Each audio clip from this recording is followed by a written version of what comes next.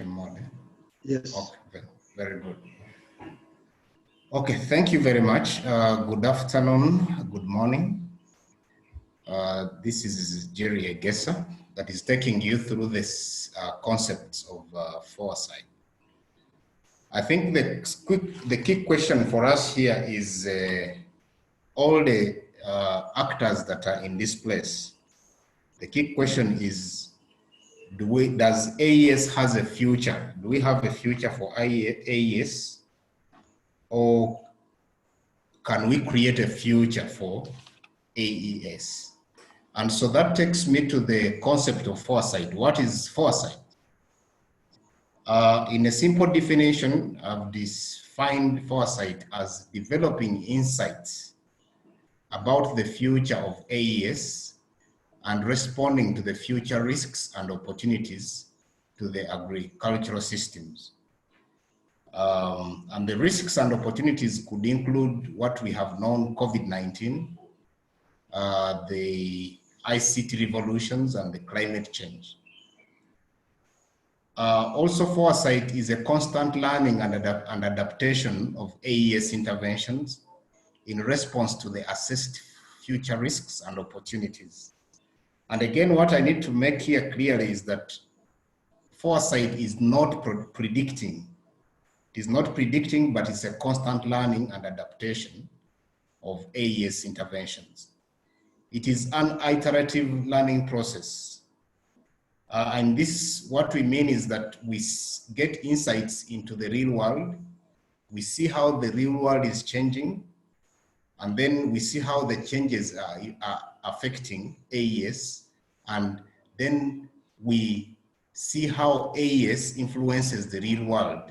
And then we do an assessment. So it is a continuous process that we have to engage into. Again, it is a social and political process, which is informed by knowledge and analysis.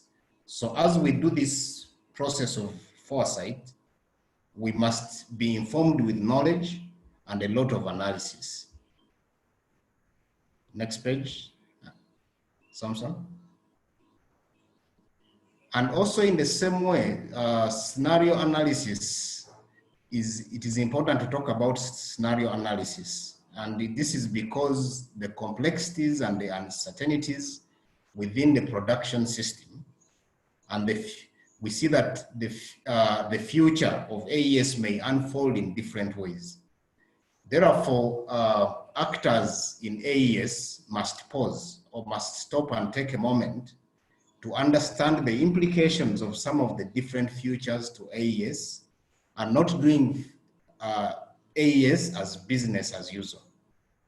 So we have to ask ourselves, what are those AES strategies that must respond to the different futures that we see, so that we respond to them. Next slide. Again, just to re-emphasize, the key questions that we must ask ourselves are, what are the future risks and opportunities that are presented to AES? What scenarios might evolve in the future? And then what pathways must we follow to transform AES in order to respond to the future risks and opportunities? So these are the key questions that we have to ask ourselves as we do foresight. Next.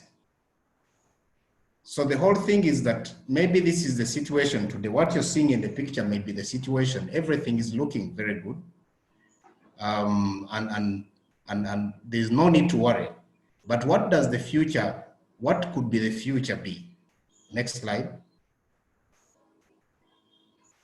Maybe that is the future with climate change. We may have soils that are no longer productive, that are so badly hit by the effects of heating and climate change effects. And that is what we have. Or, next slide.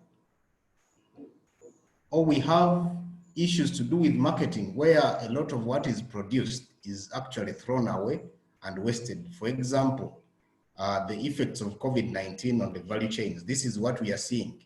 A lot of what is produced cannot be delivered to the markets. Therefore, with foresight, AES should be able to position in itself to be able to respond to some of these future risks and uncertainties that may present themselves affecting the agri-food systems. Let's continue. So why do we have to talk about foresight for AES? There's need for AES to constantly transform itself in response to the new disruptions and vulnerabilities in the agricultural system. For example, currently now we are seeing COVID-19. We are talking about climate change. We are talking about locust invasions. So some of these vulnerabilities may come. So we have to think beforehand how we can transform AES in order to respond to some of these vulnerabilities that we anticipate to come that may affect the agricultural systems. And for AES to remain relevant and to support sustainable development. So we have to make sure that AES remains relevant to do what it's supposed to do. Also, foresight enables AES to better respond to the emerging future risks and opportunities. And also it helps AES to explore how the world might change. So we have to think through the future and we see how the world might change and the implications of this change, and also to influence the direction of the change. So AES must look at how the world might change, then they look through the implications of these changes and what would be the influence and how can AES influence the direction of some of these changes or even adapt AES to influence the direction of these changes. Next. However, we have some of the limitations that may affect foresight. We recognize that we can only ever have a partial understanding of the real world. The world is very complicated, so we cannot really explore it completely. So we can only have a partial understanding of the real world situations for two reasons. Number one, we may have incomplete knowledge in the complex IES systems or incomplete knowledge of the complex world of IES, because what we see is influenced by what we are exposed to. So you may find that we have stakeholders that are meeting together and trying to map out the future of IES, but they are only limited to what they understand, and what they understand is limited by what they're exposed to. But also the social and ecological worlds are complex, adaptive. They are complex and adaptive, that the future is sometimes impossible to fully predict. So those are some of the limitations that we could have in applying these concepts of foresight.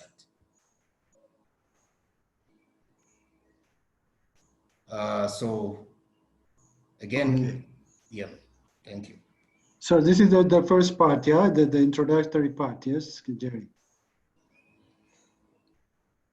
Yeah, that is the introductory part. So if there are any questions and reflections. Yes. Yeah. Thank you very much. Thank you very much, Jerry. So the colleagues, if you have any questions and suggestions, comments, kindly reflect and kindly forward. Any question? There are some hands raised also. Okay. Yeah, I'm seeing Prof. Prof, then next, Ibrahima. Let's hear from Prof. Unmute yourself. You are muted. Unmute and speak. Yes, go ahead. Okay, thank you very much for that beautiful insight into foresight. You know, when you are discussing the issue, you said that it is not predicting, as you said. But at the end of it, you said that it is difficult to predict the future. So I was wondering, why did you say it is not predicting? But later at the end of it, you said it's not difficult, it's difficult to predict the future at the end of the slide. So in essence, foresight should have an embodiment of prediction in it. Unless if you say it is not prediction, but of course, with understanding, with knowledge, and with previous experiences, it is possible to also predict and also at the same time You said it's not foresight. It's not foresight. So I was a bit confused there. Can you please give me more insight into that aspect of it?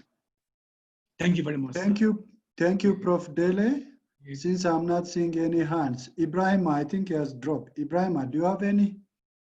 Okay, I'm seeing, okay, Peter. So Jerry, take the questions, then you respond later. So let me give a chance to Peter. Yes, Peter, go ahead, please. Thank you very much, Jerry, for a good presentation. I hope you can all hear me.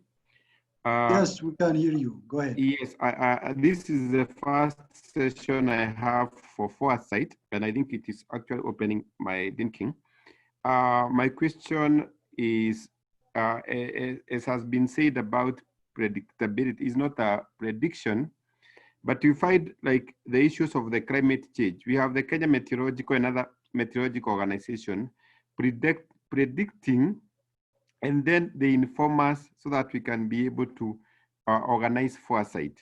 So I really agree, possibly there could be some element of prediction depending on the tools which are there, which can be able to guide us in offering foresight. That's my contribution. Okay, thank you very much, Peter, for that contribution. Akimi, Syria, unmute and speak. Okay, thank you. Yeah, thank you very much for the privilege, and it's a privilege to attend such an insightful presentation. So actually it's a very broad project from the presentation. So my question is, looking at the project, I want to believe is geared towards empowering the agricultural system in Africa. So I want to find out how this particular project is supposed to include the common farmer, because I want to believe the end goal is to empower the local farmer to produce more and also to manage some of the disasters they are facing, the climate change, the soil fertility issues, and so on and so forth. So I want to find out how will this particular project incorporate the smallholder farmers. Thank you. Thank you very much. Thank you for that question. Amsalu, I'm seeing your hand. Go ahead. Amsalu, you are muted. Yes, go ahead. Go ahead. Good afternoon, everybody. Thank you for the presenter for presenting and overviewing such kind of concepts. I'm named for Foresight activities for agricultural extension and advisory services. I have one question. I think Foresight activities is designing insights about the future of agricultural extension activities and responding to future risks. So in order to respond future risks and predicting future changes, I think there must be some data systems or databases and models in order to organize data and analyze and calculating trends for predicting future scenario sighting. So is there a possibility that data systems and models are available for prediction? Okay. Thank you. Thank you very much, Amsalu. Thank you for all people who forwarded your question. Jerry, may you respond for those questions? Some of them are comments and suggestions, and just only address those questions. The issue of how we can be, if we say foresight, it's unpredictable and so on. And also how we can really address the local farmers, and also are there any tools? Okay, over to you. Okay, thank you very much. is foresight. We talked about foresight not being a prediction, but at the same time, we say the real world is difficult to predict. Yes, like you have said, Prof, foresight has some element of prediction, but what we are talking about, the foresighting that we are talking about as an exercise is a process that is engaging so many people, a lot of knowledge sources. Now, not sitting down and predicting. The prediction only helps you to give you the foresight questions that will be presented and that will inform the entire foresight exercise. So the prediction is a small element in there, but the biggest bit of it is a participatory, all-involving exercise that involving many stakeholders and many processes. So you're right in that case. How does the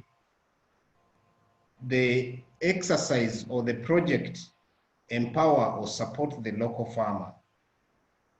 Again, the local farmer will be supported in a way that through these foresight exercises, we'll be able to inform one policy. We will also inform research, and through good policy and through the positioning of extension and advisory services to respond to the future risks and uncertainties, then the local farmer is ultimately the beneficiary of all these exercises. So it may not be immediate, but in the long term or in the future. Talking about the data systems, the models, the data analysis to support prediction. Yes, I agree with you that for foresight to be effective, it is supposed to be informed by empirical data, by tacit and explicit knowledge. That's why we said that foresight to be effective, some of these models are very important. So the models are there to facilitate, to provide the necessary knowledge to the foresight processes that are undertaken by the stakeholders. Yeah, thank you. Okay, thank you very much, Jerry, for those responses. Maybe Andre, if you are following the Q&A, there are some questions in relation to the coordination, in relation to the focal person and so on. Maybe may you kindly respond on that in the Q&A box, and if Idris is not satisfied, then we shall bring that to the plenary session. So guys, I'm seeing one hand, but let's proceed to the second presentation, then we shall do the Q&A again after, because some of your questions probably could be addressed in the next slides. So let's hear from Jerry, the next presentation, then again we'll come back for the question and answer session. Jerry, may you kindly continue your presentation? Okay. Okay. Thank you very much. So we just want to talk about the approach that we may take. And again, this approach is borrowed from the many frameworks on foresight. So we are just trying to operationalize some of those frameworks to get an approach that we can follow in undertaking the foresight exercises. And I must say that the approaches depends on the stakeholders. Some of the approaches are stakeholder driven, a lot of stakeholders giving a lot of information and participating together with limited scientific input. So it varies from being stakeholder driven to very scientific studies that have limited stakeholder engagement. Also, it is supported by stakeholder dialogue, but also with the knowledge base. So that is the approach that we are proposing. Next slide. So what are the steps that could be followed to undertake a foresight exercise? Number one is to engage the stakeholders. You have to ask yourself, who are the stakeholders that can participate in this foresight exercise? And you could consider the stakeholders in terms of the potential users and the beneficiaries of the products of the Foresight exercise. So when you're choosing the stakeholders, you have to consider that at the back of your mind. You also need to consider how legitimate the exercise will be if those stakeholders participate in the exercise. You also need to consider their knowledge base, their position on the situation or the scenario that you're considering. Also, their values and interests need to be considered, and the level of influence in the system that you're trying to analyze or trying to address. Next. After identifying the stakeholders and bringing them together, you need to define a common purpose for the exercise. It is important to have a common purpose because a clear purpose will help to motivate the stakeholders to be involved in the Foresight exercise. Also, you could also consider a common purpose that could also be just if you want to have a visionary governance in the country. For example, if the country is considering to be ahead and to think about how to govern AEAS, but in a visionary manner. So you could also define a common purpose in that direction. Or you could have a common purpose in terms of research, doing research on the issues that are of concern. Or you could also have defined a purpose that is supporting policy and advocacy in the countries in the context of AEAS. Next. Then after you have done the two processes, it is important that you map out the system that you would want to consider. And if possible, you could draw out a conceptual framework indicating the boundaries and the relationships between the different actors in the system. For example, if you're talking about the agricultural innovation system, you could want to highlight who are those actors that are within these systems, what is their relationships, and draw out that conceptual framework so that every actor understands the system that you're going to deal with.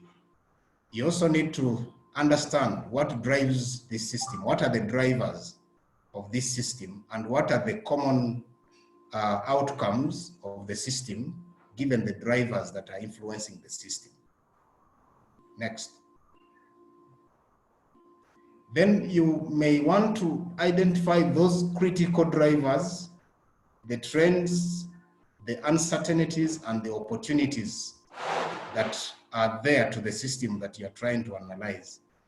And the key drivers may include the demographics, the consumption technologies, the markets, the climate and the environment, the policy, the politics, and all that. With regard to the key critical trends, you may consider issues to do with increasing population, things to do with urbanizations, things to do with increasing resource scarcities in the different countries or in your country, or increasing market connectivity, and so on and so forth. Next slide. And the uncertainties, you also have to map out the uncertainties that may include things like low market growth, things to do with climate change, things to do with ICT revolutions, migration, social and economic changes. Uncertainties, for example, you can see uncertainties like the locust invasion that was not expected, but you saw it swept almost all across East Africa. Then uncertainties like, for example, if we raised up one day and we find that bees are wiped out due to the use of the pesticides. So how could extension and advisory services respond to some of those uncertainties? Let's continue. Then after you've analyzed the trends, the uncertainties, and the risks that are associated with the system, you also need to agree on a common vision and strategies to address some of the issues that you have raised, that you have identified. AES stakeholders together can develop a shared vision for the future of AES. And the key question could be, what AES do we want to see in the future, maybe in 5 to 10 years from now, in our country, in Uganda, in Nigeria? What do we want to see AES be in 5 to 10 years? And we need to have a bigger picture and generate creative thinking and passion to solve the problems that might arise when moving towards a shared vision. So we need to develop that big picture among the different stakeholders that are participating in the Foresight activity, so that they get the creative thinking, but also the passion to solve the problems that may arise, and also working towards the vision that the stakeholders would have raised. Let's go ahead. So what do we want to see? Yeah. So do you want to see rural households that are engaging in extensive agriculture in the next 10 years in your country? Or do you want to see your country going to what we call precision agriculture? So that common vision has to come out very clearly. And then AES, how does AES then position itself to go towards that common vision? What are the strategies that must lead us to that common vision? Next. So therefore, after we have gotten the common vision, we have to suggest the different strategies that may cause us to go towards that common vision, to cause the change. So the stakeholders that are participating in the Foresight exercise must then propose strategies, policies, and actions that are responding to those scenarios and the common vision. And they may even go ahead and develop a theory of change, which we all know, a comprehensive description and illustration of how and why a desirable change is expected to happen in a specific context. Next. So again, we could try to elaborate a few things there if there are some issues that require our reflection. Yeah. Okay, thank you very much, Jerry. Again, this very interesting presentation. What are the different approaches that we can follow, especially in handling the foresight in the context of agriculture extension and advisory services? I'm just seeing very important submission from the participant, Professor Dele. He said that I'm thinking that foresight is more or less a way to get prepared for the good, bad, and the ugly side of effect of nature in the agriculture, which is very true. There is one question I'm seeing in the Q&A box. Beatrice is asking, what do you mean by legitimacy of the exercise? Maybe you respond this later. Let me open the session for question and answer, maybe for any reflection from the participant. If you have any question, I'm seeing still Obi, Chinoke Obi, I'm still seeing your hand. Please unmute and go ahead.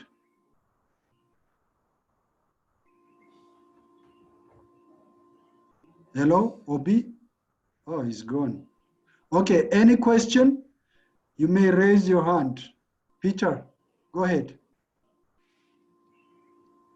Thank you very much, Jerry, for a good presentation. I'm just trying to iron out the difference between innovation platform, because in your presentation, you gave a very good example of IPs. But when we look at IPs like the ones we are doing all the stakeholders together. And then is it that an IP could be a subset of a foresight or a small foresight? Secondly, at what level do we really conduct foresight? Could it be at a regional level? Regional meaning a small region like the county here, or going all the way to the national? Because I'm looking at, if you try to involve the government in foresight, because it would be very critical, because of their muscle, it's very difficult for you to penetrate. What would be your reaction about that? Thank you very much, Peter. Okay, I'm seeing Beatrice. Go ahead. Go ahead, Beatrice, unmute yourself and go ahead. Beatrice, still you are muted? Okay. Thank you Go very ahead. much. Am I now being heard? Yes, go ahead. Okay. Thank you very much for the presentation, Jerry. It's very actually clear. It's getting more clearer to me than the first trainings we attended. Maybe because this one is more at home to AEAS. As you were presenting, I was kind of like having questions. Could we have tried to start on that, but without even intending? When we, in the last symposium, we looked at our symposium at the positioning of AEAS, and then eventually when we looked at the shocks and disruptions, we looked at what are the strategies which are people taking. Then we also looked at the opportunities, and then what we call the recommendation for the new normal.